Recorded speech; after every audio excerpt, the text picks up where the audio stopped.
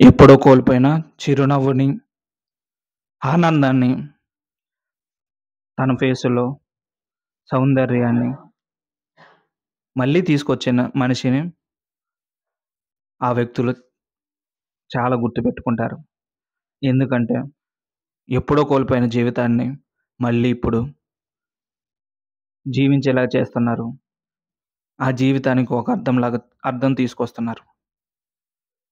ఒకప్పుడు ఆనందంగా, సంతోషంగా సాగిపోయే జీవితం ఇప్పుడు కొన్ని కష్టాలతో సాగిపోతుంది. కానీ ఒక్క మనిషి వల్ల ఆ జీవితం మళ్ళీ మారి కొత్త కొత్త పుంతలు తొక్కుతుంది. కొత్త దారిలో నడుస్తుంది. అలాంటి వాళ్ళని ఎవరు ఎప్పటికీ మర్చిపోలేరు. కానీ అలాంటి వాళ్ళే నీ జీవితంలో ఎవరైతే వెలుగు తీసుకొస్తారో, నీ జీవితంలో ఎవరైతే ఆనందాన్ని తీసుకొస్తారో, అలాంటి వాళ్ళు కొంతకాలం నీతో హ్యాపీగా ఉంటారు. కొంతకాలం నీతో బాగా చూసుకుంటారు. నిన్ను బాగా చూసుకుంటారు. కొత్త జీవితాన్ని చూపిస్తారు. తర్వాత ఎప్పుడు చూడలేని బాధను కూడా వాళ్ళే చూపించి వెళ్ళిపోతారు. ఇది సహజం. చీకటి వెలుగున్న దగ్గర చీకటి కూడా ఉంటుంది. వెలుగులో మనకి మనం అందంగా కనిపించినా, చీకట్లో ఎవ్వరికీ కనిపించం. వాళ్ళు తెచ్చిన జీవితం కూడా అంతే.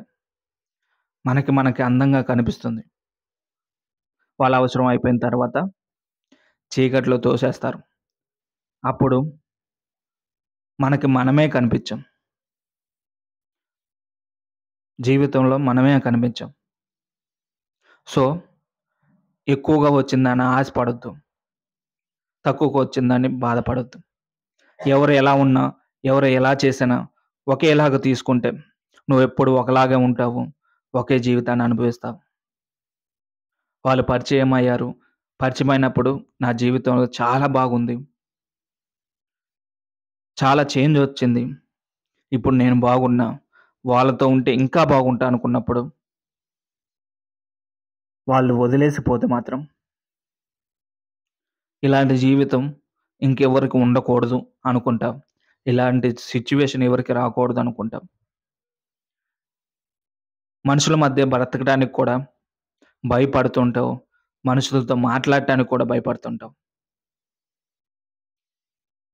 నార్మల్‌గా ఉంటే ఎవరు ఎంత చేసినా, ఎవరు ఏం చేసినా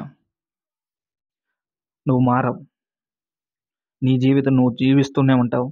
నీ ఫీలింగ్స్ నీ కాడే ఉంటాయి. ఎప్పుడు స్టాండర్డ్‌గానే ఉంటాయి.